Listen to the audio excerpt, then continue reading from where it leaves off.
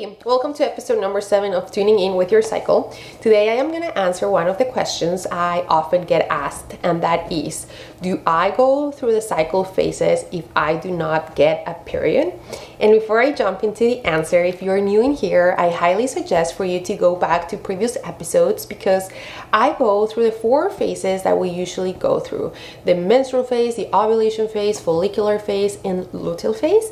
And it is really important to know about these phases because basically we transition through phases because we go through hormonal fluctuations throughout the month, and these hormonal fluctuations are the ones that make us think, feel, and relate to others differently. And that's why we never feel the same, because basically our hormones dictate how we are gonna feel and how we're gonna be. So this is freaking amazing. Go tune in and check them out to learn more about your body, because the more you know about your body, the better you can treat it, the better you can nourish it, and the more you can take action into fixing unwanted problems like period problems, PMS, in this case, not having a period. Okay?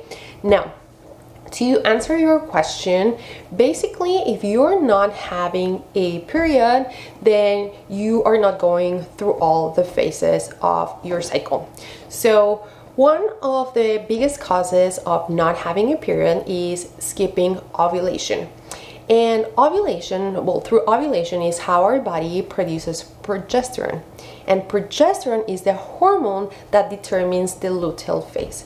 So the beginning of the luteal phase. So right out of the bat, you are skipping ovulation phase and you are skipping luteal phase. That's why it is super important to keep track of your cycle. So now, you may be wondering, okay, yes, I don't have a period, but I have random bleeds here and there. What are they then? Well, those random bleeds are usually known as breakthrough bleeds because your body may be producing enough estrogen for you to build up a uterine lining that at some point it needs to shed. But that doesn't mean you're actually ovulating.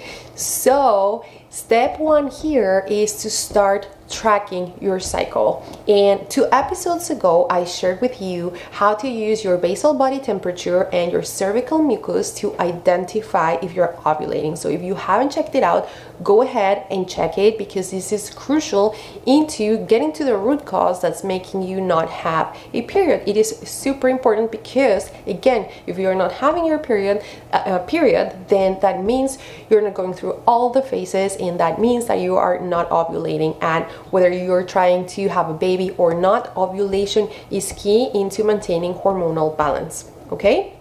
So that's basically the answer. Now, there are like 2 things you can do to kind of start fixing these problem of not ovulating and not going through a luteal phase and not having a period. So number 1, as I mentioned before, is track your cycle. Start tracking, start seeing where you're at. If you are not ovulating, then this is something that you really need to work on fixing.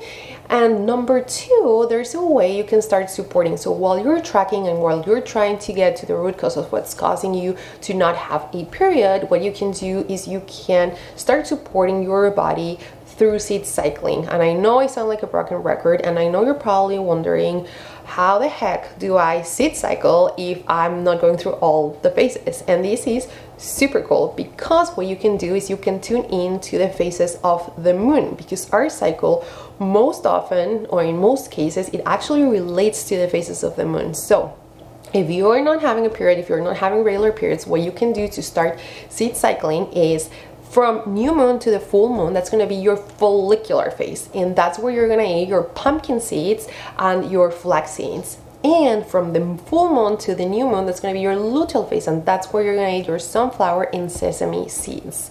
And if you're totally new to seed cycling, this is like the most natural way and inexpensive way to start balancing your hormones. And I do have a free guide that you can grab with the link in my bio or at vitalianutrition.com/guide. And inside that guide, I teach you how to seed cycle, and it actually has like a mini course where I explain everything about it, and I do cover these about the moon phases. So those are 2 things you can do to start to do for yourself, for your body, and to start getting in tune with your cycle, with the phases. Because once you get in tune, once you have a cycle that's actually working, and then that's when you can tune in with it and kind of take the most out of each phase. Because as we transition through the phases, we have kind of different, what I call superpowers. So it is super, super important. Now, if you're completely confused and you don't know where to even start, honestly, you can always reach out to me and I can see the way I can help you figure this out, because this is super important and this is something nobody ever tells us about. Okay, so as a summary and to answer your question, if you do not have a period while not being on birth control, because that's another whole topic, then that means that you're not going through all the phases, especially that you're not ovulating and you're not going through your luteal phase. So a great way to support that is to start tracking your cycle, to see where you're at, and to start seed cycling. Okay, so I hope this was helpful. I hope this answers your question, and I'll see you next week.